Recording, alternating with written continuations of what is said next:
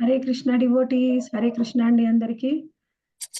నిత్యం భగవద్గీతకి హరే కృష్ణ. అందరికి స్వాగతం మాతాజీ. హరే కృష్ణ.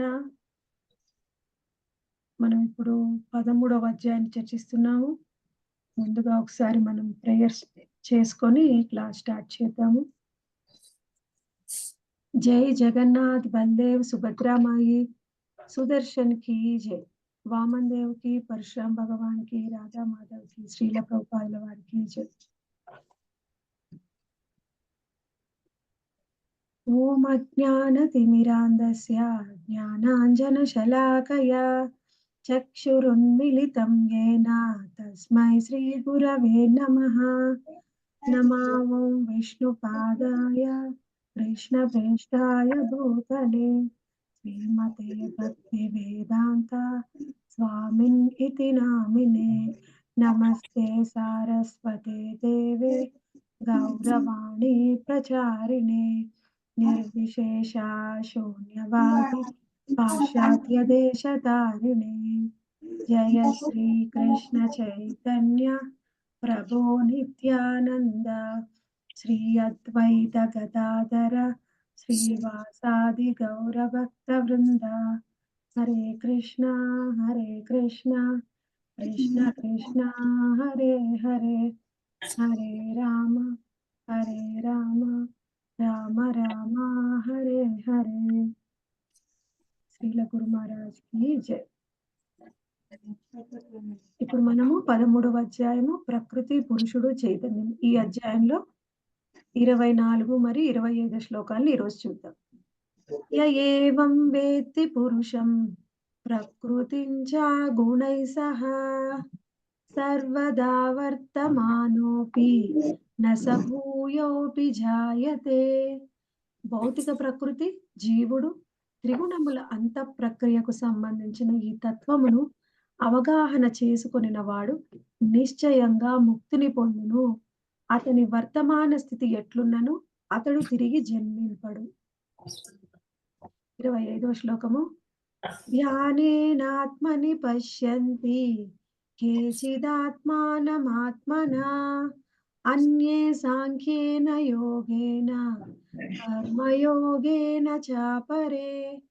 కొందరు ధ్యానము చేతను, మరికొందరు జ్ఞానాభ్యాసము చేతను, ఇంకొందరు నిష్కామ కర్మ చేతను పరమాత్మను తన యందే దర్శించరు. ఏమంటున్నారండి? కొందరేమో ధ్యానం చేత, మరికొందరు జ్ఞానాభ్యాసం చేత, ఇంకొందరేమో పరమాత్మ చేత, కొందరు నిష్కామ కర్మ చేతను పరమాత్మని తమ యందే దర్శింతురు.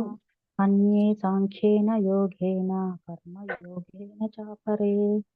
హరే కృష్ణ మాతాజీ, అందరూ ఇంట్లో ఉండండి దయచేసి.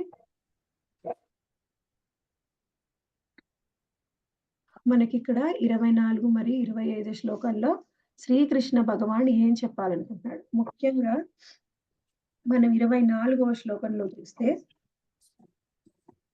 భౌతిక ప్రకృతి, జీవుడు, త్రిగుణముల అంత ప్రక్రియకు సంబంధించిన ఈ తత్వమును అవగాహన చేసుకున్నవాడు నిశ్చయముగా మోక్షమును బడయును. అతని వర్తమాన స్థితి ఎట్లున్నను అతడు తిరిగి జన్మింపుడు. ఇక్కడ మనకి ఇప్పటి వరకు మనం ఎన్నో తెలుసుకున్నాం. వాటిని గురించే ఇక్కడ మళ్ళీ వివరిస్తూ ఉన్నారు శ్రీల ప్రభుపాదుల వారు. వివరిస్తూ ఏం చెప్తున్నారు అంటే, సరే ఇప్పుడు గనక నువ్వు ఈ జ్ఞానాన్ని పొందితే నిశ్చయంగా నువ్వు మోక్షాన్ని పొందుతావు అని చెప్తున్నారు.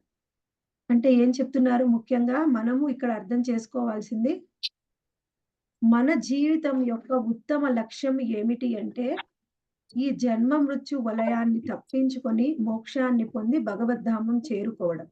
అది ప్రతి జీవి యొక్క లక్ష్యం. అది చేరుకోవడానికే మానవుడు తన జీవితం మొత్తం కూడా ప్రయత్నం చేస్తూ ఉండాలి. అదే విషయాన్ని మనకి ఇక్కడ వివరిస్తూ ఉన్నారన్నమాట. ఇక్కడ ఏమంటున్నారండి, ఇంకా ఎవరైనా సరే జన్మ మృత్యు వలయాన్ని ఛేదించాలి అంటే ఏం చేయాలి? ముందుగా మనకి ఇక్కడ వివరిస్తున్నారన్నమాట. ఏమిటి అంటే, శ్రీకృష్ణ భగవానుడు భగవద్గీతలో ఏం చెప్తున్నారు? యద్గత్వాన నివర్తంతే తద్ధామ పరమం మమ. త్యక్త్వా దేహం పునర్జన్మ నైతి మామేతి సోవర్జున. అంటే త్యక్త్వా దేహం పునర్జన్మ నైతి మామేతి సోవర్జున. ఎవరికైతే శ్రీకృష్ణ భగవానుని గురించి తెలుసుకుంటారో వాళ్ళకి మళ్ళీ జన్మించాల్సిన అవసరం లేదు. నైతి మామేతి అంటే అవసరం లేదు అని ఇక్కడ శ్రీకృష్ణ భగవానుడు చెప్తూ ఉన్నారు. అయితే ఈ విధంగా మనము మన లక్ష్యం చేరుకోవడానికి ఏం చేయాలి? ఈ విధంగా మన లక్ష్యం చేరుకోవడానికి మనకి ప్రోత్సహించేవారు ఎవరు? అని చూస్తే అసలు మన చుట్టుపక్కల ఉన్న వాళ్ళలో ఎవరు కూడా మనని ఈ విధంగా ప్రోత్సహించట్లేదు. ముఖ్యంగా చూస్తే మన చుట్టుపక్కల వాతావరణము, మన తల్లిదండ్రులు, మన బంధువులు వాళ్ళని ఇన్‌ఫ్లూయెన్స్ చేసేవాళ్ళు ఎవరు కూడా ఇప్పుడు వాళ్ళని ఇన్‌ఫ్లూయెన్స్ చేసేవాళ్ళెవరు? మనము ఒకప్పుడైతే రాజులు, ఇప్పుడైతే రాజకీయ నాయకులు. అంటే మనని ఎవరు పరిపాలిస్తున్నారు, ఎవరు నడిపిస్తున్నారో వాళ్ళకే అసలు వాళ్ళ జీవితం యొక్క లక్ష్యం ఏమిటి అనేది తెలియదు. పుట్టడం, మరణించడం అదే జీవిత లక్ష్యం అనుకుంటున్నారు. అసలు జీవితానికి ఒక లక్ష్యం ఉందనే తెలియదు. అలాంటి వాళ్ళే ఇప్పుడు ఎక్కువగా ఉన్నారనమాట. వాళ్ళని గురించి ఏం చెప్తున్నారు భగవద్గీతలో శ్రీకృష్ణ భగవానుడు? మూఢులు, నరాధములు అని చెప్తున్నారు. వాళ్ళనేమంటున్నారండి? మూఢులు, నరాధములు. నమాం దుష్కృతినో మూఢ ప్రపద్యంతే నరాధమ. అంటే మూఢులు, నరాధములు అంటే ఏమిటి?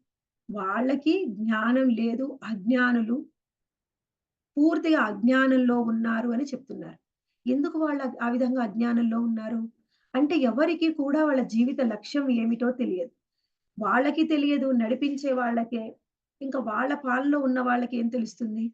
ఎవరికీ తెలియకపోవడం వల్ల ఏం చేస్తున్నారు అంటే, వాళ్ళకి ఏ విధంగా ఒక జీవి పుట్టడము, మరణించడము, మధ్యలో పెరగడము, వాళ్ళకి కావాల్సిన అవసరాలు తీర్చుకోవడము, తర్వాత వృద్ధాప్యము, ఆ తర్వాత మరణం. మధ్యలో వాళ్ళు వివాహము, పిల్లల్ని కనడం ఇవన్నీ చేస్తున్నారు.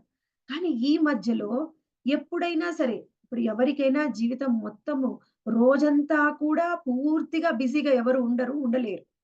ఎంతో కొంత ఖాళీ సమయం ఉంటుంది. ఆ ఖాళీ సమయంలో ఏం చేస్తున్నారు?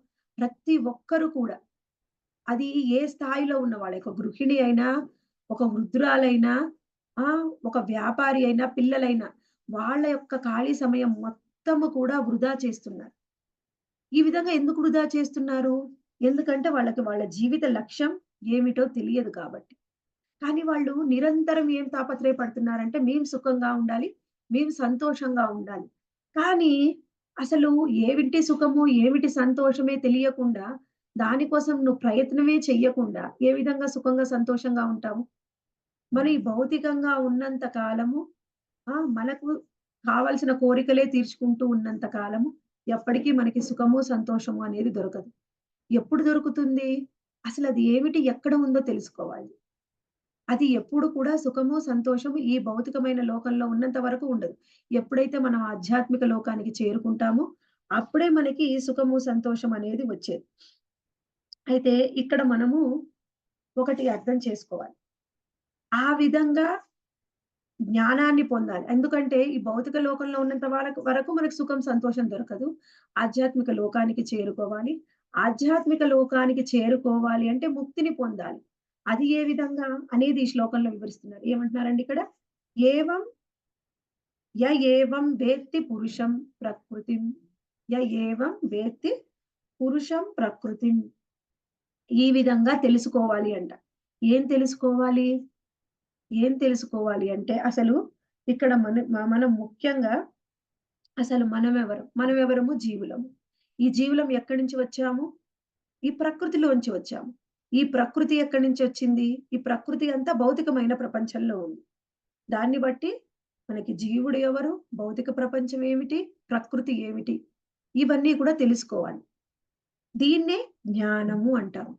వీటితో పాటుగా ఇంకేం తెలుసుకోవాలి? పురుషం. పురుషం అంటే పురుషుడు ఎవరు? మనం ఇయన్నీ ఆల్రెడీ చెప్పుకున్నాం. అయితే మళ్ళీ ప్రభుపాదుల వారు వివరిస్తున్నారు ఒకసారి. దేని వలన మనం ఉత్తమ లక్ష్యాన్ని చేరుకుంటామని చెప్పడానికి మళ్ళీ వివరిస్తున్నారు. పురుషం అంటే క్షేత్రజ్ఞ.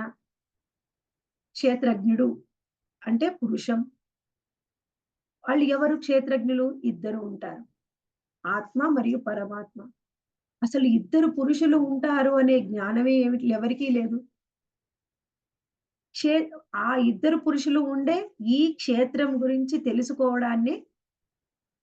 తెలుసుకునే జ్ఞానాన్నే, తెలుసుకునే లక్ష్యాన్నే మనము జ్ఞానము అంటాం. అయితే ఈ క్షేత్రంలో ఎంతమంది పురుషులు ఉన్నారు? ఒకరు ఆత్మ మరియు పరమాత్మ. ఆత్మ, ఆత్మ అంటే ఏమిటి? ఆత్మ అంటే మనం ఇప్పటి వరకు చేసిన పనులు, కర్మలు, దానికి అనుగుణంగా మనకంటూ మనకంటూ మళ్ళీ ఇంకొక దేహం లభిస్తుంది. ఆ దేహంలో మనం ఏం చెయ్యాలి అనేది నిర్ణయించబడుతుంది. దాన్నే ఆత్మ ద్వారా మనము చేసే పనులు, మనము చేసే కర్మలు, దాని కోసం మనకొక శరీరం లభిస్తుంది. అదే క్షేత్రము. ఆ క్షేత్రంకి యజమాని ఎవరు? అంటే ఆత్మ. ఆత్మకు దాని కర్మానుసారము ఒక క్షేత్రం లభిస్తుంది. దాన్నే కర్మ క్షేత్రము అంటారు. ఆ తరువాత మనకి పరమాత్మ. పరమాత్మ అంటే ఎవరు? ఉపద్రష్ట, అనుమంత. ఉపద్రష్ట అంటే సాక్షిగా ఉంటాడు. అనుమంత అంటే అనుమతినిస్తాడు. భర్త అంటే మనని పోషిస్తూ ఉంటాడు. ఆయనే పరమాత్మ. అయితే వీటన్నిటి గురించిన జ్ఞానాన్ని మనం తెలుసుకోవాలి. ఈ జ్ఞానాన్ని తెలుసుకునే విధానం ఏమిటి? వీటన్నిటి గురించి జ్ఞానం పొందితేనే మనకి ముక్తి లభిస్తుంది అని చెప్తున్నారు ఈ శ్లోకంలో. అయితే వీటన్నిటి గురించి మనం తెలుసుకోవడాన్ని జ్ఞానము అంటాం. అయితే ఆ జ్ఞాన విధానం గురించి మనకి 8-12 శ్లోకాల్లో శ్రీల ప్రభుపాదుల వారు చాలా డీటెయిల్డ్‌గా వివరించారు. అవన్నీ కూడా ఏమిటి అంటే ముఖ్యంగా ఇక్కడ మనం అర్థం చేసుకోవాలి. ఏమంటున్నారు ఇందులో? ఆ జ్ఞాన విధానాన్ని అమానిత్వం, అదంబిత్వం, అహింస, క్షాంతిరార్జవం. అందులో ఎన్నో విధానాలు వివరించారు. అవేమిటి? జ్ఞానం పొందడానికి 19 రకాల విధానాల్ని మనకి వివరించారు. 19 రకాల సూత్రాలనుకోండి. అయితే అన్నిటిలో కూడా మనకి ముఖ్యమైనది ఏమిటి అంటే వివరిస్తున్నారు. ఆ జ్ఞానాన్ని మనం పొందాలి అంటే మనకు ముఖ్యమైన విషయము ఎప్పుడైతే శ్రీకృష్ణ భగవానుడికి భక్తియుత సేవ చేస్తామో, అప్పుడే మనం జ్ఞానాన్ని పొందగలం. ఈ 9 రకాల జ్ఞానాల్ని పొందాలి అంటే కూడా ఇది ముఖ్యమైనది. ఇది ఉంటేనే ఈ 9 రకాల జ్ఞానం ఏమిటి అనేది మనకర్థమవుతుంది. అదేమిటంట? మై చానన్య యోగేన భక్తిరవ్యభిచారిణి. శ్రీకృష్ణ మయి అంటే శ్రీకృష్ణ భగవానుడు. శ్రీకృష్ణ భగవానుడికి చేసే సేవ.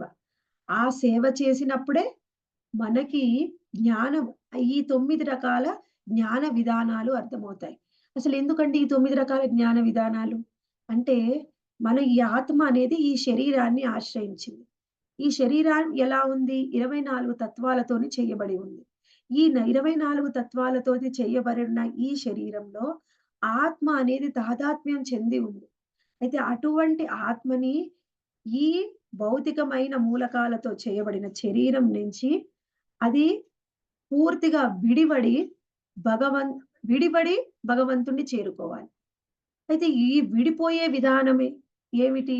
ఎలా మనము శరీరాన్ని ఈ ఆత్మని వేరు చేయాలి. వేరు చేసి ఆత్మని భగవద్ధామానికి తీసుకొని వెళ్ళాలి. అది ఏమిటి? ఆ ప్రాసెస్‌ని ఎలా మనం ప్రారంభించాలి? అనేది ముందు మనము జ్ఞానం పొందాలి. ఆ జ్ఞానమే మనకి 8-12 శ్లోకాల్లో వివరించారు. ఈ జ్ఞానం పొందడం ద్వారా మనము మన జీవితం యొక్క లక్ష్యం ఏమిటి అనేది తెలుసుకొని, భగవంతుణ్ణి చేరుకోవడానికి మనము ప్రయత్నం చెయ్యాలి. అయితే ఇప్పటి వరకు మనం ఏం చెప్పుకున్నాం? మనకు ఈ 24 తత్వాల గురించి మనం చెప్పుకుంటున్నాం. ఇయన్నీ ఏమిటి? భౌతికమైనవి.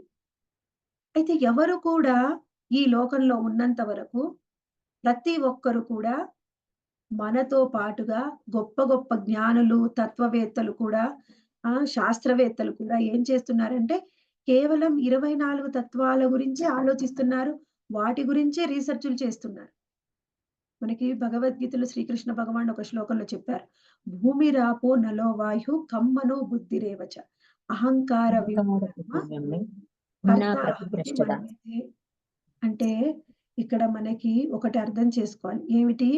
భూమి, అగ్ని, వాయువు, ఆకాశము, ఆ తరువాత ఆకాశము, నీరు. ఈ 5 కూడా పంచభూతాలు. ఈ పంచభూతాల గురించే తెలుసుకోవడానికి మనం ప్రయత్నం చేస్తున్నాం. ఈ పంచభూతాలతో పాటుగా మన లోపల ఇంకా ఏవి ఉన్నాయి? మనసు, బుద్ధి, అహంకారం. ఇవన్నీ కూడా భౌతికమైనవే. వీటి గురించి మనం తెలుసుకుంటున్నాం. అయితే ఇవొక్కటే ఉన్నాయా? అందరికీ ఏం తెలుస్తుందంటే, ఈ కేవలం ఈ పంచభూతాలే తెలుసు. వాటి గురించే ఎంతసేపు రీసెర్చ్ చేసినా, ఏం తెలుసుకున్నా, వాళ్ళు ఎంత గొప్ప ఇన్వెంట్ చేసినా చూడండి, ఈ పంచభూతాల గురించే ఉంటుంది. అదొక్కటే ఉందా? ఈ భౌతికమైన లోకంలో? అంటే చూడండి ఈ శ్లోకంలో వివరిస్తున్నారు. గుణై సహా అంటే గుణాలు కూడా ఉన్నాయంట. అవి ఏం గుణాలు? త్రిగుణాలు. సత్వ, రజస్, తమో గుణాలు. ఈ భౌతికమైన లోకంలో ఇంకా కొన్ని విషయాలు ఉన్నాయి. అవి పంచభూతాలు కాకుండా అనేది ఎవ్వరికీ తెలియదు. ఎవరికి తెలుస్తుంది వీటి గురించి? ఎవరైతే ఈ జ్ఞానం పొందడానికి ప్రయత్నం చేస్తారో వాళ్ళకే తెలుస్తుంది. అవేమిటి? ఈ లోకంలో ఉండే ఈ సత్వరజస్ తమో గుణాలే మనిషిని నడిపిస్తూ ఉన్నాయి. అయితే మనిషిని నడిపించే ఈ గుణాలే దేనికి కారణమవుతున్నాయి? ఇప్పుడు చూడండి మనం ఈ పంచభూతాల గురించి చెప్తున్నాం. వాటేమంటున్నాం? మూలకాలు అంటున్నాం. భూమి, మన ఈ పంచభూతాలైనటువంటి ఇయన్నీ కూడా ప్రతి మనిషిలో ఉంటాయి. వాటితో పాటుగా మనసు, బుద్ధి, అహంకారం కూడా ఉంటాయి. అయితే ఇవన్నీ కూడా ఏ విధంగా ఉన్నాయి మన శరీరంలో? ఏ విధంగా ఎంత పాళ్ళల్లో ఉన్నాయి? ఏది మన మీద ఎంత ప్రభావం చూపిస్తుంది? ఇవన్నీ కూడా ఈ సత్వరజస్తమో గుణాలు మన మీద చూపే ప్రభావం మీదనే ఆధారపడి ఉన్నాయి. అవే ముఖ్యమైనవి. వాటి మీదనే ఆధారం చేసుకొని ఉన్నాయి. కానీ ఎవరికీ ఈ గుణాల గురించే తెలియడం లేదు. అసల జ్ఞానం అనేది వాళ్ళు పొందలేక ఏ విధంగా ఉన్నారంటే కేవలం పుట్టడం, మరణించడం, పిల్లలు ఇంకింతే రక్షణ. వీటి గురించే ఎప్పుడు కూడా మనము ఆలోచిస్తూ ఉన్నాం. అయితే ఇక్కడ ఈ జ్ఞానం పొందాలి అంటే ఏ విధంగా పొందాలి? మనకి వివరిస్తూ ఉన్నారు. ఇప్పుడు మనం ఎక్కడి నుంచి పొందుతున్నాం ఈ జ్ఞానాన్ని? భగవద్గీత నుంచి పొందుతున్నాం. శ్రీకృష్ణ భగవానుడు స్వయంగా చెప్తూ ఉన్నారు. ఇటువంటి భగవద్గీత నుంచి ఇంత జ్ఞానం పొందుతూ ఉన్నాం. అంటే కొంతమంది చెప్తూ ఉంటారు. మేము భగవద్గీతని చాలా సార్లు చదివేశామండి. ఎన్ని సార్లు చదివామంటే అన్ని చదివాం. కొంతమందేమో చదవకుండానే చదివామనుకుంటారు. కొంతమంది చదివామంటారు. కానీ ఎన్ని సార్లు చదివినా మనకి సరి అయిన జ్ఞానం అనేది, అవగాహన అనేది రాదు. ఎప్పుడైతే ఎవరో ఒక గురువుని ఆశ్రయిస్తేనే మనకి ఈ జ్ఞానం అనేది అర్థమవుతుంది. ఇప్పుడు మనం ఎవరిని ఆశ్రయించాం? శ్రీల ప్రభుపాదుల వారిని ఆశ్రయించాం. ప్రభుపాదుల వారు తాత్పర్యంలో వివరంగా వివరిస్తున్నారు. ఈ జ్ఞానం ఏమిటి? ఎలా పొందాలి? పొందడం వల్ల మనం ఏం పొందవచ్చు? ఏం చేరుకోవచ్చు? అనేది మనకి వివరిస్తూ ఉన్నారు. అయితే దీన్ని ఏ విధంగా అర్థం చేసుకోవాలి? ఈ భౌతికమైన లోకాన్ని అర్థం చేసుకోవాలి అంటే ముఖ్యంగా మనకి భాగవతంలో, శ్రీమద్ భాగవతంలో మనకు ఆచార్యులు వివరిస్తున్నారు. ఏమిటి? బ్రహ్మేతి పరమాత్మేతి భగవానితి శబ్దతే. బ్రహ్మేతి అంటే బ్రహ్మము, నిరాకార బ్రహ్మము. ఆ తరువాత పరమాత్మ, ఆ తరువాత భగవానుడు. ఈ విధంగా మనము మన స్థాయి పెరుగుతున్న కొద్దీ మన అవగాహన అనేది పెరుగుతూ ఉంటుంది. ప్రతి ఒక్కరు కూడా ఫస్టు నిరాకార బ్రహ్మం నుంచే స్టార్ట్ చేస్తారు. అన్నిట్లో భగవంతుడు ఉన్నాడు అని. ఎప్పుడైతే వాళ్ళకి ఇంకా జ్ఞానం పెరుగుతుందో, అప్పుడే వాళ్ళకి పరమాత్మ గురించి తెలుస్తుంది. ఈ జ్ఞానం అనేది ఎలా పెరుగుతుంది? మనకి ఎవరో ఒక గురువుని ఆశ్రయించినప్పుడు వాళ్ళ ద్వారా మనకి తెలుస్తుంది. మన లోపల పరమాత్మ ఉన్నాడు. ఆయన భగవంతుడి అంశ. ఆయనే మనని నడిపిస్తూ ఉన్నాడు. మనం ఇందాక చెప్పుకున్నాం. ఏమిటి? ఈ క్షేత్రానికి క్షేత్రజ్ఞుడు ఎవరు అంటే ఆత్మ మరియు పరమాత్మ. ఆత్మ గురించి మనకి తెలుసు. పరమాత్మనే మనని నడిపిస్తూ ఉన్నాడు. భగవంతుడి అంశ అయిన పరమాత్మ మనందరిలో ఉన్నాడు. అటువంటి పరమాత్మ గురించి తెలుసుకున్న తరువాత, మనము ఇంకా సాధన చేయడం ద్వారా అప్పుడు మనకి భగవానితి శబ్దతే. భగవానుడి గురించి తెలుసుకుంటాం. ఆయనే మనకి శ్రీకృష్ణ భగవానుడు. అయితే ఈ శ్రీకృష్ణ భగవానుడు ఎవరు? మనం ఎవరం? మనం జీవులం. శ్రీకృష్ణ భగవానుడు భగవంతుడు. అందుకనే మనము అపరా ప్రకృతి. అంటే ఈ భౌతికమైన లోకంలో ఉన్నాం. శ్రీకృష్ణ భగవానుడు పరా ప్రకృతి. ఈ అపరా ప్రకృతి మరియు పరా ప్రకృతి. ఇంకేం చెప్పొచ్చు వీటిని? మనమేమో జీవులము. మనమేమో అధమమైన అధమ చైతన్యం మనది. భగవంతుడిది ఉత్తముడు ఆయన. ఉత్తమ చైతన్యం. అయితే మనం అనుకోవచ్చు, భగవానుడు మన కళ్ళకి కనిపించట్లే కాబట్టి లేడు అని. ఇప్పుడు మనకి ఏ విధంగా శరీరం ఉందో, భగవానుడికి కూడా శరీరం ఉంది. భగవానుడు వ్యక్తి స్వరూపం. కానీ ఆయన శరీరం ఆధ్యాత్మికమైనది. అందుకని ఆయన్నేమంటాము? సచ్చిదానంద విగ్రహ అనే విషయాన్ని మనం ఎప్పుడు కూడా చెప్తూ ఉంటాం. ఆ తర్వాత ఇక్కడ ఏం చెప్తున్నారండి ఇంకా? ఈ విధమైన జ్ఞానాన్ని పొందితే ఏవం వేత్తి పురుషం ప్రకృతించ గుణైసహ. ఇప్పుడు మనం ఏం తెలుసుకున్నాం? ప్రకృతి, పురుషుడు, గుణాల గురించి తెలుసుకున్నాం. తర్వాత ఏమంటున్నాడు? సర్వదా వర్తమానోపి. సర్వదా అంటే అన్ని విధాలుగా, వర్తమానోపి అంటే ప్రవర్తించు. అన్ని విధాలుగా ప్రవర్తిస్తూ ఉంటారు. ఏ విధంగా అంటే ఇక్కడ చెప్తున్నారు. భూయోపి జాయతే. అంటే వాళ్ళు మరలా జన్మించరు. మరలా జన్మించరు అంటే అది ఏ విధంగా సాధ్యము? మనకి అనుకుంటూ ఉంటారు. మరలా జన్మించకుండా, ముక్తి పొందకుండా ముక్తి పొందాలి అంటే మనము భక్తి యోగంలో మన సాధన అనేది చెయ్యాలి. అయితే భగవంతుడికి మనం భగవానుడి గురించి, వ్యక్తి రూపం గురించి తెలుసుకొని, ఆ సచ్చిదానంద విగ్రహానికి మనము జపం ద్వారా, మన సేవ ద్వారా సాధన చేస్తూ ఉంటే, కొంతమంది ఏం చెప్తుంటారు? వాళ్ళకి జ్ఞానం ఉండదు కాబట్టి, వాళ్ళు మూర్ఖులు కాబట్టి వాళ్ళేమంటూ ఉంటారంటే, మీరు చేసేది సరి అయిన ఆరాధన కాదు. ఆ విధంగా ఆరాధన చెయ్యకూడదు అని ఇంకా మననే విమర్శిస్తూ ఉంటారు. హేళన చేస్తూ ఉంటారు. ఇది ఏమిటి ఒకటే నామాన్ని పదే పదే జపించడము. అదేమిటి మీ సాధన? కళ్ళు మూసుకొని ధ్యానం చెయ్యాలి కానీ అంటుంటారు. ఒక్కొక్కళ్ళు వాళ్ళకిష్టమైన విధంగా వాళ్ళు చేస్తూ ఉంటారు. అయితే మనకి చైతన్య చరితామృతంలో కృష్ణరాజ కవిరాజ గోస్వామి ఏమన్నారంటే, కృష్ణ భజే ఏ బడా చతుర. అంటే కృష్ణుడిని ఎవరు పూజిస్తారో వాళ్ళు బడా చతుర. అంటే అందరికంటే ఎంతో తెలివైన వాళ్ళు అంట. అందరికంటే ఎంతో తెలివైన వాళ్ళు కృష్ణుడిని పూజించేవాళ్ళు. అందుకని ఏం చెప్తున్నారు? బ్రహ్మభూత ప్రసన్నాత్మ న శోచతి న కాంక్షతి సమः సర్వేషు పూజేషు మద్భక్తిం లభతే పరాం. మద్భక్తిం లభతే పరాం. మత్ అంటే శ్రీకృష్ణ భగవానుడు. ఆయన్నే మనం ఎప్పుడు ఆరాధిస్తూ ఉంటామో అప్పుడే మనము ఆత్మ సాక్షాత్కారం పొందగలం. ఇంకేమంటున్నాడు? బ్రహ్మభూత ప్రసన్నాత్మ న శోచతి న కాంక్షతి సమः సర్వేషు. ప్రతి ఒక్కరిలో కూడా నేను ఉన్నాను అని చెప్తున్నాను. అటువంటి నాకు మద్భక్తిం లభతే పరాం. అనన్య భక్తిని చెయ్యాలి అని శ్రీకృష్ణ భగవానుడు స్వయంగా వివరిస్తున్నారు. ఎప్పుడైతే మనం అనన్య భక్తిని చేసే స్థాయికి మనము వెళ్తామో అప్పుడే మనము ముక్తిని పొందుతాము. అనన్య భక్తి జ్ఞానం పొందితేనే మనం అనన్య భక్తి స్థాయికి వెళ్తాం. అప్పుడు ఆయన్ని పూజిస్తేనే మనము ముక్తిని పొందేది. అంతకు మించి మనకి ముక్తి అనేది మనము పొందలేము. ఈ విషయాన్ని మనము చాలా బాగా అర్థం చేసుకోవాలి. అయితే జ్ఞానాన్ని ఎలా పొందాలి? ఇక్కడ మనకు వివరిస్తున్నారు చూడండి. ఇప్పుడు జ్ఞానం పొందాలి అంటే మనం ముందు ప్రతి ఒక్కళ్ళు కూడా ఏం తెలుసుకోవాలి? మనది భౌతికమైన శరీరము. మనది ఆధ్యాత్మికమైన శరీరం కాదు. కానీ భగవంతుడిది ఆధ్యాత్మికమైన శరీరము. ఆయన దగ్గరికి మన స్వాదన ద్వారా మనం ముక్తి పొంది ఆయన్ని చేరుకోవచ్చు. ఇది తెలుసుకోవాలి. ఇది తెలుసుకున్న వాళ్ళకే ముక్తి పొందుతారు. కానీ తెలుసుకోవాలి అంటే ఏ విధంగా సాధ్యం? ఖచ్చితంగా మనకిక్కడ చూడండి వివరిస్తూ ఉన్నారు.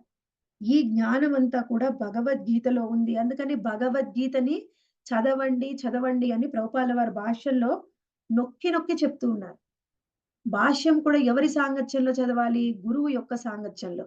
గురువుని చేరుకుంటేనే మనకి భగవద్గీత అర్థమవుతుంది. ఇది చాలా మంది చెప్పుకుంటూ ఉంటారు. ఎంతో గొప్ప గొప్ప జ్ఞానాలు ఉన్నాయి. మనకి మన ఆచార్యులు ఏం చెప్తారు అంటే, భగవద్గీత అనేది ప్రాథమిక స్థాయిలో ఉన్న జ్ఞానం. అంటే ఆధ్యాత్మికమైన జ్ఞానంలో ఆల్ఫాబెట్స్ అన్నమాట భగవద్గీత.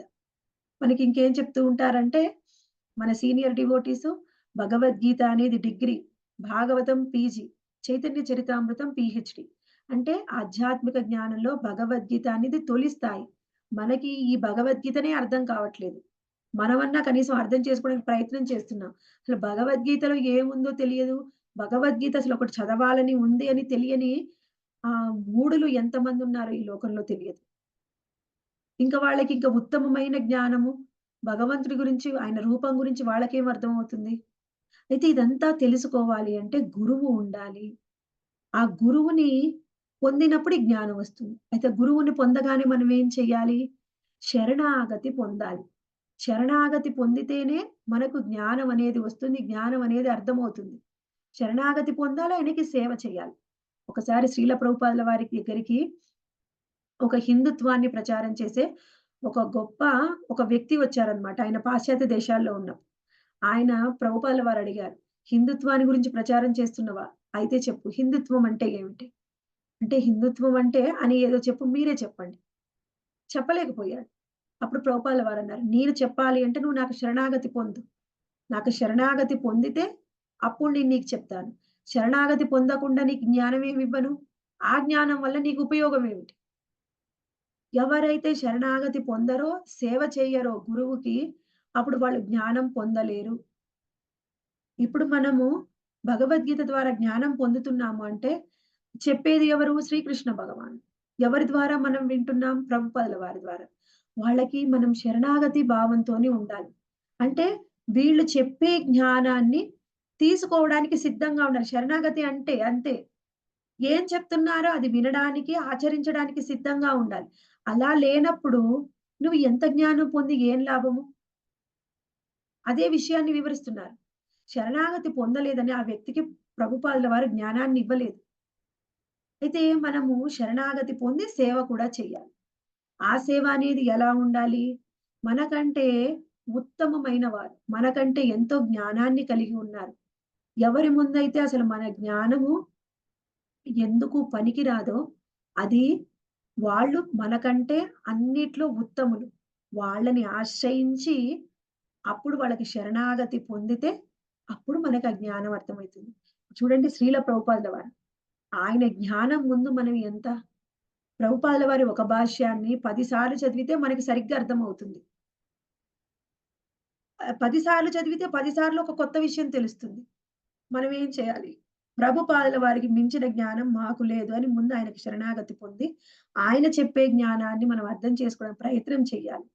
ఆ తరువాత సేవ చేయడం. సేవ అంటే ఏమిటి? ప్రతిరోజు ఆయన భాష్యాన్ని చదవడము. వీలైతే తెలిసిన వాళ్ళకి చెప్పడం. ఇదే ఆయనకి చేసే సేవ. ఎవరైతే ఆ విధంగా చేస్తారో, ఇంకా సేవ మనం ఉత్తమంగా సేవ చేయాలి అంటే ఇది ప్రాథమికమైనది. ఉత్తమ సేవ ఏమిటి? అంటే ఆయన ఇన్‌స్ట్రక్షన్స్ ఆయన ఏం చెబుతున్నాడో అవి పాటించాలి. అది ఇంకా ఉత్తమమైన సేవ. మనం భగవద్గీతని వింటూ ఉన్నాము కదండీ! ఇప్పుడు ఏం చెప్తున్నారో దాన్ని ఆచరించడానికి ప్రయత్నం చేస్తూ ప్రతిరోజు చదువుతూ ఉంటే ఆటోమేటిక్‌గా భగవద్గీతలో ఏం చెప్పారో మనకర్థమవుతుంది. ఈ విధంగా గురువు నుంచి జ్ఞానాన్ని పొందాలి. ఈ విధంగా కాకుండా వేరే మార్గం అనేదే లేదు. కేవలం క్వెషన్స్ అడుగుతా, నేనేదో కొత్త కొత్త ఆన్సర్‌లు కనుక్కుంటా, నా తెలివితేటలన్నీ ఉపయోగిస్తా ప్రశ్నలు అడగడంలో, ఆన్సర్స్ తెలుసుకోవడంలో. కానీ నా జీవితంలో ఆచరించను. కేవలం ప్రశ్నలే వేస్తా. ఆ జ్ఞానము వృధా అని చెప్తున్నారు. అయితే ఎవరికీ ఇటువంటి జ్ఞానం లేదు. ఎవరికైతే ఈ జ్ఞానం వస్తుందో, నేను ఒక ఆత్మని, నేను ఈ భౌతిక లోకంలో ఉన్నాను. నేను ఈ జన్మ మృత్యు వలయం నుంచి బయటపడి, జన్మ మృత్యువు తీసుకోకుండా నేను భగవద్ధామానికి చేరుకోవాలి. అక్కడ భగవంతుడు ఉన్నాడు. ఆయనే నా పరమపిత. ఈ జ్ఞానం ఇప్పుడున్న లోకంలో ఎవరికీ లేదు. ఇది ఎవరైతే తెలుసుకోవడానికి ప్రయత్నం చేస్తారో, వాళ్ళు ఖచ్చితంగా ముక్తిని పొందుతారు. ఇక్కడ వివరిస్తున్నారు చూడండి ప్రభుపాదుల వారు. నిశ్చయంగా మోక్షాన్ని బడయును. అతని వర్తమాన స్థితి ఎల్లప్పుడు అతని వర్తమాన స్థితి ఎట్లున్ననో అతడు తిరిగి జన్మించడు. ఈ జ్ఞానం పొంది దాన్ని మన జీవితంలో అన్వయించుకొని ఆచరించే వాళ్ళకి, వాళ్ళు ఎటువంటి స్థితిలో ఉన్నా వర్తమాన స్థితిలో అంటే ఇప్పుడు ఎటువంటి స్థితిలో ఉన్నా కానీ, వాళ్ళు ఖచ్చితంగా భగవద్ధామానికి చేరుకుంటారు అని మనకి 24వ శ్లోకంలో వివరించారు. 25వ శ్లోకంలో ఏం చెప్తున్నారంటే, అయితే సరే నువ్వు భగవంతుడిని చేరుకోవాలి. చేరుకోవాలి అంటే ఎన్ని రకాల మార్గాలు ఉన్నాయి. మనం ఇప్పుడు ఒక మార్గం గురించి చెప్పుకున్నాం. ఇంకా ఏమైనా మార్గాలు ఉన్నాయా? అవి ఎన్ని రకాలున్నాయి అనేది మనకి 25వ శ్లోకంలో వివరిస్తున్నారు చూడండి. పరమాత్మని కొందరు ధ్యానం చేతను, మరికొందరు జ్ఞానాభ్యాసం చేతను, ఇంకొందరు కర్మ చేతను దర్శింతురు. ఇక్కడ వివరిస్తున్నారు. అయితే దీన్ని అర్థం చేసుకోవాలి అంటే ప్రభుపాదుల వారు భాష్యంలో ఏం చెప్పారు? ప్రభుపాదుల వారి భాష్యంలో ఎవరైతే పరం పరమాత్మని చేరుకోవాలని ప్రయత్నం చేస్తారో వాళ్ళు 2 రకాలు. అసలు 2 రకాలు పరమాత్మని చేరుకోవాలని ప్రయత్నం చేసేవారు కాదు. అసలు ఈ భూమి మీద ఉన్న జీవులే 2 రకాలు. వాళ్ళు కేవలం మానవుల గురించి చెప్తున్నారు.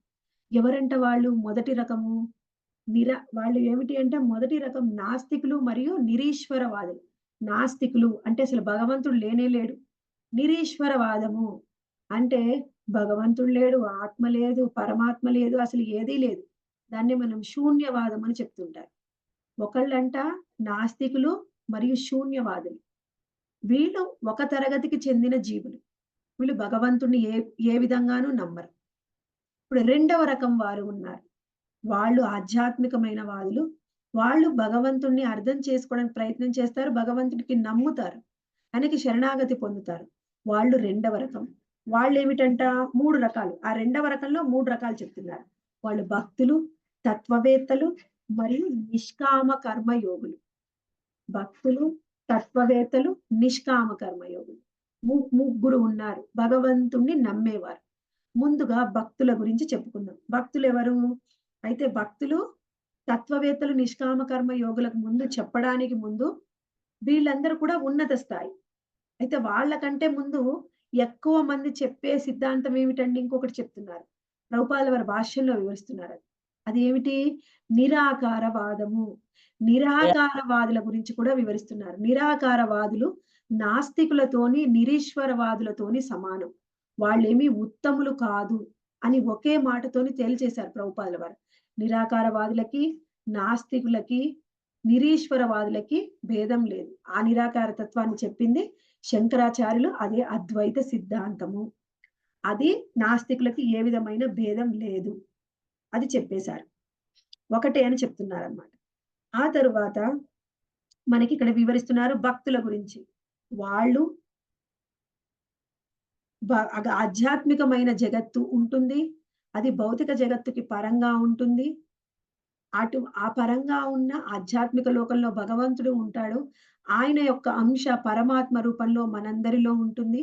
ఆ పరమాత్మనే మన లోపల ఉండి మనని నడిపిస్తూ ఉంటాడు.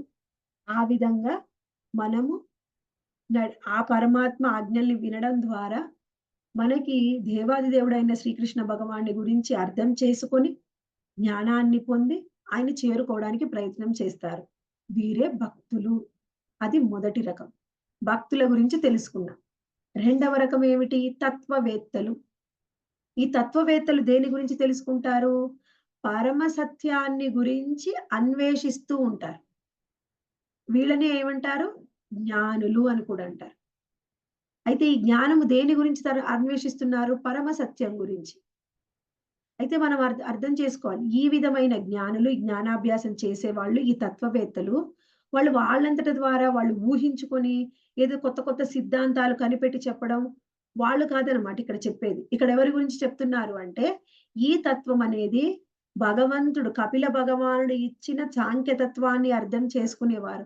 ఆ తత్వవేత్తల గురించి చెప్తున్నారు. వాళ్ళు జ్ఞానాన్ని అభ్యసిస్తారు. వాళ్ళు తత్వవేత్తలే. ఆ తత్వవేత్తలే సాంఖ్యతత్వాన్ని అభ్యసించేవారు. ఈ సాంఖ్యతత్వాన్ని వాళ్ళు ఏ విధంగా అభ్యసిస్తూ ఉంటారు?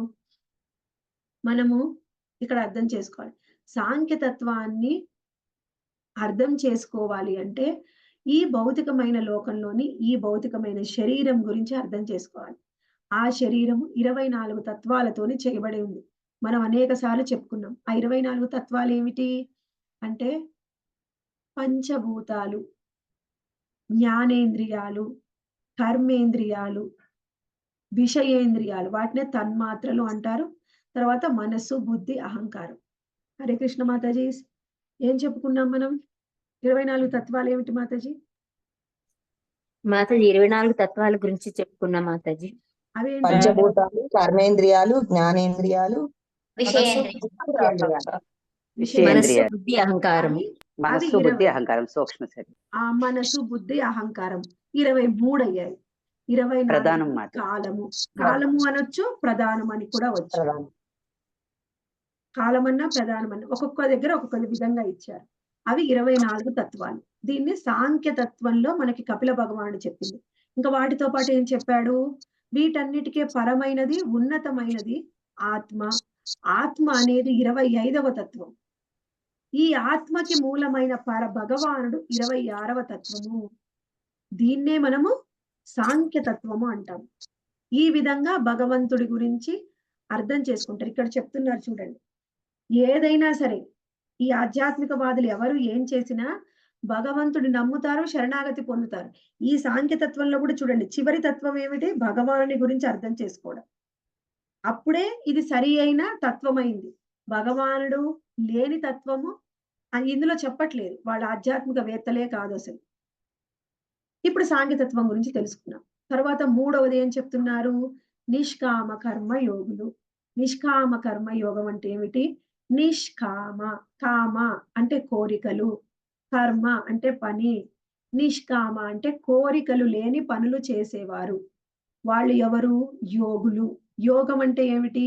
భగవంతుణ్ణి చేరుకోవడానికి మనం చేసే ప్రయత్నం. వీళ్ళు ఎలా వెళ్తున్నారంట? నిష్కామ కర్మ ద్వారా, ఏ విధమైన కోరికలు లేని పనులు చేయడం ద్వారా భగవంతుణ్ణి చేరుకోవడానికి ప్రయత్నం చేస్తున్నారు. వాళ్ళే నిష్కామ కర్మ యోగులు. వీళ్ళు తరువాత కాలంలో భగవంతుణ్ణి చేరుకోవడానికి, భక్తి యోగంలో పురోగమించడానికి వీళ్ళకి అవకాశం ఇవ్వబడుతుంది.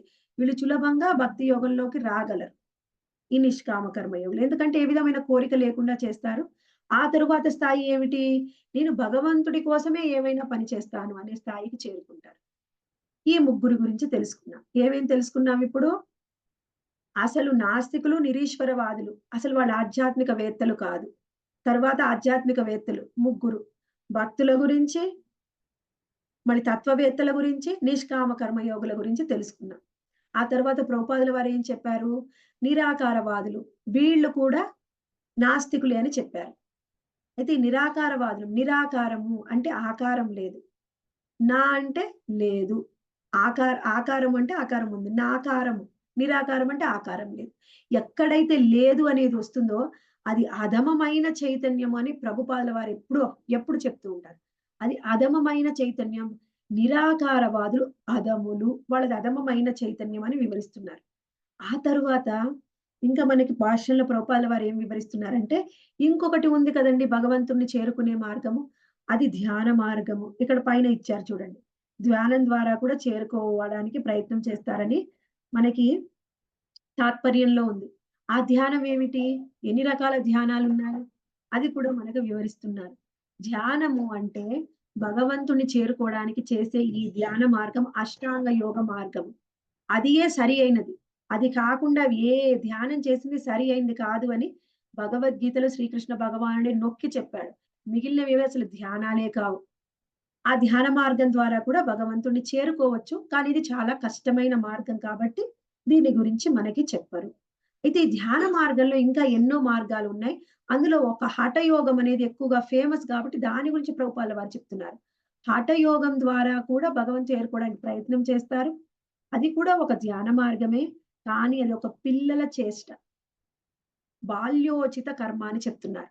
పిల్లల చేష్ట అంటే పిల్లలు చేసే పని. అంటే అవగాహన లేకుండా మనకి ఏది తోస్తే అది చేయడమే ఆ హఠయోగాన్ని అవలంబించేవారు.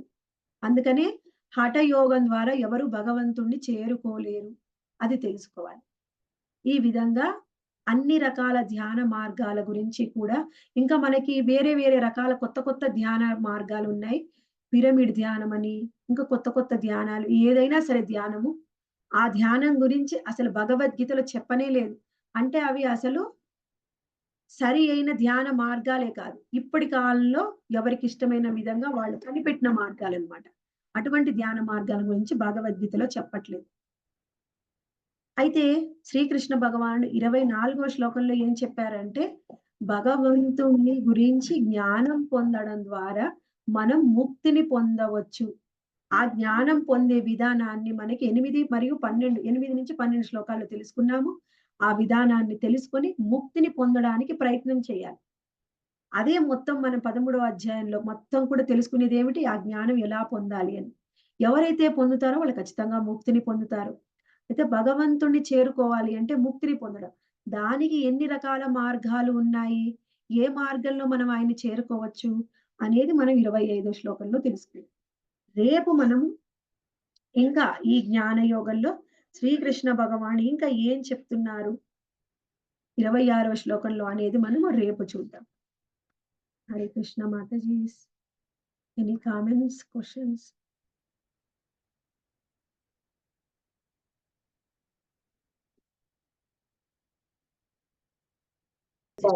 కృష్ణ భగవానుడు అంటే ఏమిటి?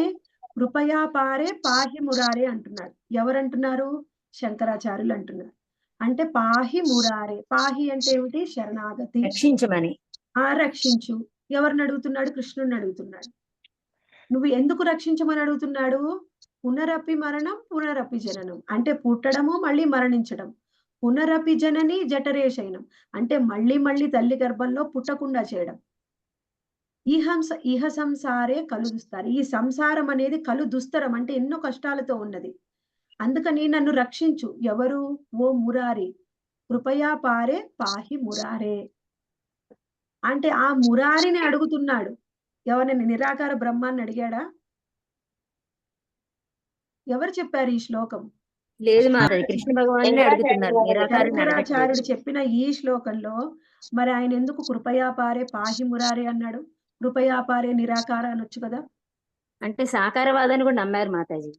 ఆయన ఒప్పుకున్నారు. సాకారవాదాన్నే నమ్మారు. ఆయన భక్తుడు బయటికి నిరాకారాన్ని చెప్పాడు. ఎందుకు చెప్పాడు అంటే కృష్ణుడి యొక్క ఆజ్ఞ మేరకు చెప్పాడు. ఎందుకు కృష్ణుడు అలా ఆజ్ఞ ఇచ్చారు అంటే అందరికీ కృష్ణుణ్ణి చేరుకునే అంత సుకృతి, అర్హత, అదృష్టము లేదు. ఎవరికి అదృష్టం ఉంటుందో వాళ్ళే కృష్ణుణ్ణి చేరుకోగలరు. మరి అందరికీ కృష్ణుని చేరుకునే అర్హత లేనప్పుడు వాళ్ళని ఏం చేయాలి? వాళ్ళని డీవియేట్ చేయాలి. వాళ్ళకి భ్రమని కలిగించాలి, మోహం కలిగించాలి. 100 రకాలు చెప్పిన తరువాత కూడా ఇష్టమైన సిద్ధాంతాలు ఉన్నప్పటికీ ఎవరైతే కృష్ణుడి దగ్గరికి వస్తారో అందరికంటే ఉత్తములు, వాళ్ళే తెలివి గలవారు అని ఏం చెప్పారు? ఎవరైనా చెప్పారు. చైతన్య చరితామృతం రాసిన కృష్ణరాజ కవిరాజ గోస్వామి ఏం చెప్పారు? కృష్ణ భక్తుడు బడా చతుర. నీకు తెలివి ఉంటే, నీకు సుకృతి ఉంటే, నీకు అదృష్టం ఉంటే కృష్ణ భక్తుడి అవుతావు. కానీ భగవంతుడి యొక్క ఆజ్ఞ మేరకే ఎంతో మంది ఆచార్యులు వస్తారు. ఆయన స్వయంగా ఎవరు? బుద్ధుడు. గౌతమ బుద్ధుడు వచ్చి ఏం చెప్పాడు? శూన్యవాదం చెప్పాడు. అసలు ఏదీ లేదు అని చెప్పాడు. మరి ఆయన భగవంతుడే కదా. ఆయన భగవంతుడి అంశ ఆయన. అంటే ఎవరైనా ఏదైనా చెప్పనివ్వండి. ఎవరికి చెప్తారు ఇవన్నీ? అసలు భగవంతుడు లేడనుకునే వాళ్ళకి, నాస్తికులకు చెప్తారు ఇలాంటి సిద్ధాంతాలు. ఇంకొకటి అసలు వీళ్ళది హిందూ మతమే సరైంది కాదు, మేము ముస్లింలు అవుతాం, మేము క్రిస్టియన్లు అవుతాం అని అలా పట్టుకొని ఏమన్నా పోతారేమో అని కనీసం ఇందులో ఉంచడం కోసము, కనీసం ఎంతో కొంత భగవంతుడిని నమ్మడం కోసము ఇలాంటి తత్వాలు చెప్తూ ఉంటారు. కానీ అసలైన తత్వం కూడా చెప్తారు. ఎంతో మంది ఆచార్యులు, మధ్వాచార్యులు చెప్పారు కదా, రామానుజాచార్యులు చెప్పారు, చైతన్య మహాప్రభు చెప్పారు. ఎన్నో అన్ని చెప్తారు భగవంతుడు. కృష్ణుడు అన్ని జ్ఞానాలు ఇస్తాడు. నువ్వు ఏం తీసుకుంటావు? వజ్రాల దుకాణంలో ఎంతమంది ఉంటారంటే పొద్దుగూకులు చూస్తే ఒకళ్ళిద్దరు రావచ్చు వజ్రాల దుకాణం. కానీ అదేంటి మాతాజీ, గిల్ట్ షాప్ లో ఉన్న దుకాణం అంటే అన్ని దొరుకుతూ ఉంటాయి. అక్కడ ఎంత మంది ఉంటారు? చాలా మంది ఉంటారు. చాలా మంది ఉంటారు. ఆ చాలా మందిలో చాలా మంది ఉన్నారు అలానే నిరాకారవాదాన్ని నమ్మేవాళ్ళు. కానీ కృష్ణుడు నమ్మేవాళ్ళు ఎంతమంది ఉన్నారు? అలా మనకు అన్ని రకాల తత్వాలు చెప్పినా మనము కూడా మన జ్ఞానాన్ని, బుర్రని ఉపయోగించి భగవద్గీత ఇంత చెప్తుంటే, ప్రభుపాల వారు ఇంత చెప్తుంటే విని కూడా మనము ఏం చేస్తాము అంటే ఇంకా కూడా నిరాకార తత్వాన్ని నమ్ముతుంటారు. ఇంకా కళ్ళు మూసుకొని ధ్యానాలు చేస్తూ ఉంటారు. ఎందుకంటే వాళ్ళు పేరుకి వింటారు. కానీ దాన్ని వాళ్ళ జీవితంలోకి అన్వయించుకోరు. ఎందుకంటే వాళ్ళు ఇంకా పూర్తి శరణాగతి పొందలేదు. ప్రభుపాదుల వారికి, కృష్ణుడికి శరణాగతి పొందలేదు. అందుకే ఒక దాంట్లో ఉంటే ఇంకో 4 10 కాళ్ళేస్తూ ఉంటారు. వాళ్ళ స్థాయి అంతే. ఇంకా వాళ్ళకి సమయం పడుతుంది. అలా కృష్ణుడిని చేరుకోవాలి అంటే ఎన్నో వేల జన్మల అదృష్టం ఉండాలి. మా గురు మహారాజ్ చెప్తారు ఏమంటే, ఇక్కడికి కృష్ణ భక్తులు అయిన వాళ్ళకి, కృష్ణ చైతన్యంలో ఉన్నవాళ్ళు ఎవరు కూడా, ఎవరు కూడా ఏదో ఉత్తగనే వచ్చేసిన వాళ్ళు కాదు. అలా వచ్చేసారు, ఎవరు చెప్పారు, పిలిచారు, వచ్చారు కాదు. వాళ్ళందరికీ సుకృతి ఉంది. వాళ్ళందరూ అదృష్టవంతులు. అందుకే వాళ్ళు కృష్ణ భక్తిలోకి వచ్చారు అని చెప్తుంటారనమాట. ఎవరు ఈజీగా కృష్ణ భక్తిలోకి రాలేరు మాతాజీ. హరే కృష్ణ. ఓన్లీ నిరాకారవాదము ఎందుకు తీసుకొచ్చారంటే, కేవలం నాస్తికులు, శూన్యవాదులు అవుతారనే కాదు. ఇంకా ఏం చేస్తున్నారు ఇప్పుడు అసలు మతం మార్చుకొని, ఇంకా వేరే దేవుడని చెప్పి, ఇంకా అన్నీ వాళ్ళ మొత్తం ధర్మాన్ని వదిలేసి ఇష్టమైనట్టు చేస్తున్నారు. అన్ని రకాల వాటికి మనకి పరిష్కారము భగవంతుడు ఏదో ఒక రూపంలో తీసుకొస్తారు. అది ఒక నిరాకారం. అది తక్కువ స్థాయి వాళ్ళకి చెప్పింది. మనకి కాదు. ఓకే మాతాజీ. Thank you.